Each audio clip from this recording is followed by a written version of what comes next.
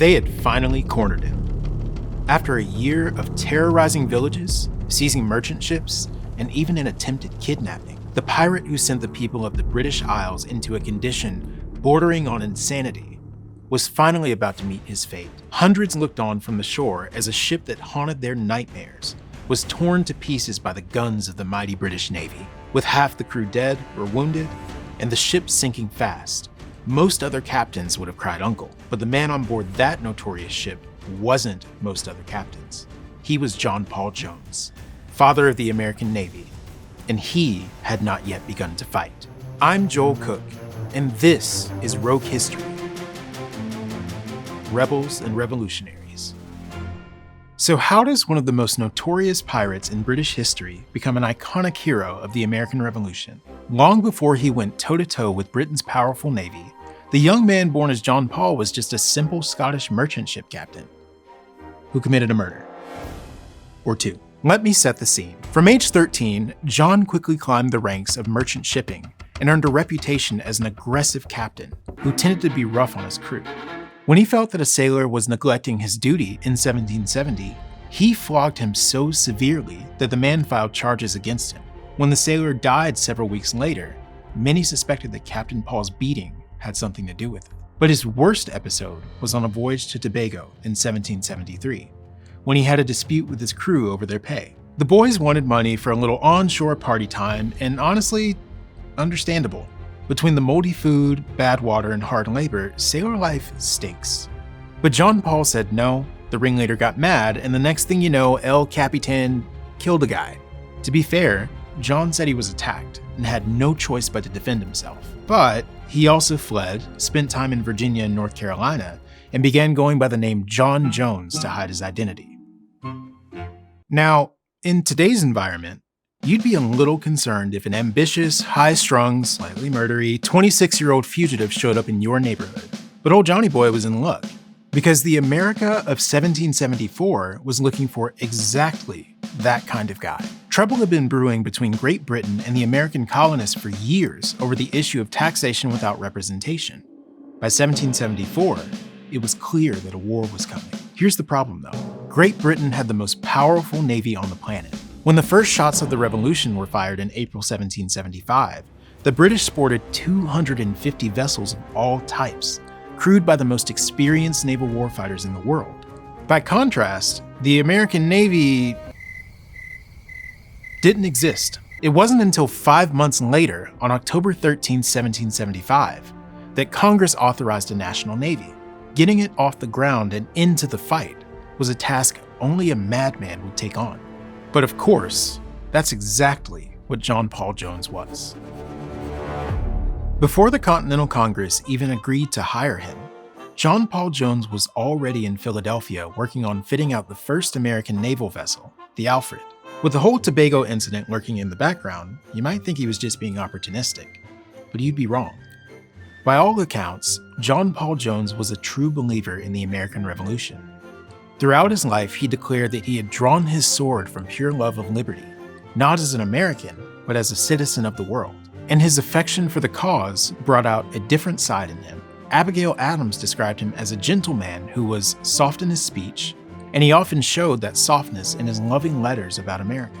In December 1775, he became the first person to raise an American flag on board a U.S. Navy ship. Soon after, he joined a squadron led by Commodore Essex Hopkins for a raid on the Bahamas to seize military supplies. This was the first naval operation in American history, and things turned out pretty great. The 8-ship squadron left the Bahamas with a whole bunch of loot and a few British hostages to boot. But just before they made it back up the coast to Connecticut, the British Navy showed up. And by British Navy, I mean one big ship, which proceeded to kick the American squadron's butt in the Battle of Block Island, and then get away scot-free. Remember that most experienced naval warfighters in the world thing I mentioned? Yeah, wasn't kidding about that. John Paul Jones was, as expected, absolutely furious. But soon he'd have an opportunity to lead his own ship and fight his own way. In August 1776, just a few months after the embarrassment at Block Island, the Marine Committee made him captain of the Providence. The members of the committee, John Hancock among them, granted Jones an independent command, meaning he was allowed to move freely and make his own decisions. They instructed him to seize, take, sink, burn, or destroy the vessels of the enemy. And he did all of that.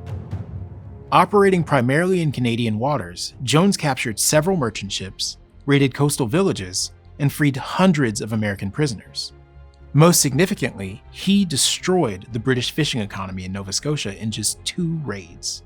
This was a devastating blow to Great Britain because it cut off a vital food supply for the Army and Navy and hurt the British coffers to boot. While more famous figures like George Washington were struggling to find their footing against the powerful British Army, John Paul Jones was making an immediate impact at sea.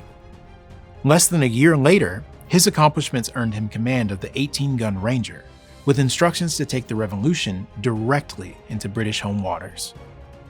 Operating out of the French port at Brest, John Paul Jones triggered what the kids today would describe as a crash out. You see, the British Navy served as the wooden walls around the British Isles, operating so effectively that no enemy ships could get to them. In 1778, no Briton in living memory had experienced an attack on home soil. But then John Paul Jones attacked Whitehaven. While the raid was mostly ineffective and no one was killed, the British people lost it. The press roared that he was a pirate and described the attack as one of the most impudent since the time of the Vikings. The uproar grew even louder when he defeated and captured the British warship Drake the following day. The British Navy had to respond. They got their chance when Jones, leading a squadron from his flagship Bonhomme Richard, attacked a fleet of British merchant ships off Flamborough Head. Instead of the easy pickings he was expecting, he found himself facing the bigger, faster, 44-gun HMS Serapis. Realizing that he was outgunned, Jones leaned into his time-honored tradition of absolutely unhinged behavior by deciding to board and capture it. In layman's terms, that means Jones was about to tie his slow, old ship up to the big scary warship and hope that his crew had more mess around and find out energy than the British. The battle raged for hours, with Serapis damaging Jones's ship so badly that it began to sink. But when the British captain demanded his surrender, John Paul Jones roared back, "I have not yet begun to fight." Or something like that. The famous quote originated from an interview First Lieutenant Richard Dale gave in 1825. But Dale, stationed 2 decks below Captain Jones in the middle of a very loud battle, couldn't have heard him say that. It seems that he was summarizing a number of different retellings from newspapers, other sailors, and even Jones himself into what would become one of the most famous one-liners in history. Regardless of what he actually said, when the battle seemed absolutely lost, John Paul Jones refused to be beaten. Even when one of his own sailors begged him to surrender, he shouted, "No, I will sink. I will never strike." Seriously, he really said that one. A lucky grenade from an American sailor hit the powder magazine on the Serapis. With the ship severely damaged, a sizable chunk of his crew killed, and a raving lunatic still shouting catchphrases at him, the British captain decided that he'd had enough. Jones accepted his surrender and took control of the Serapis, winning one of the most legendary victories of the American Revolution. By the end of the battle, Bonhomme Richard was completely wrecked, and after trying in vain to save it, Jones moved his crew over to Serapis and sailed for the safety of neutral Holland. By the time he arrived, he was perhaps the most famous naval officer in the Western world.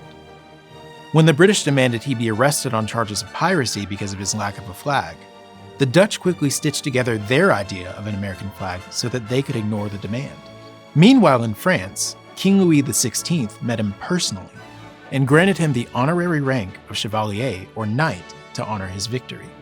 But the same aggressive qualities that brought John Paul Jones to the height of fame would soon bring him down.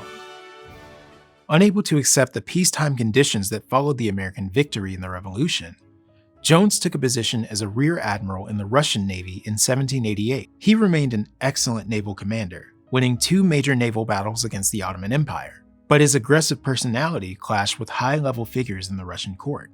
Then, in 1789, Jones became embroiled in a controversy over allegations that he assaulted a young girl. Catherine the Great granted him a 2-year leave of absence, with the understanding that he was not to return to Russia, and never spoke to him again. Both his pirate reputation and the assault allegations followed him throughout Europe. When he tried to visit England, he was nearly lynched by a Harwich mob, and returned to Paris in ill health. As his financial situation deteriorated, Jones reached out to American and French friends to pay him money owed from the war, but never received it.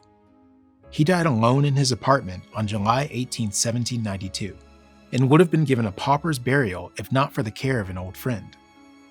His body was placed in alcohol and buried in a sealed lead coffin, with the expectation that the United States would soon come to collect the body of its most important naval officer.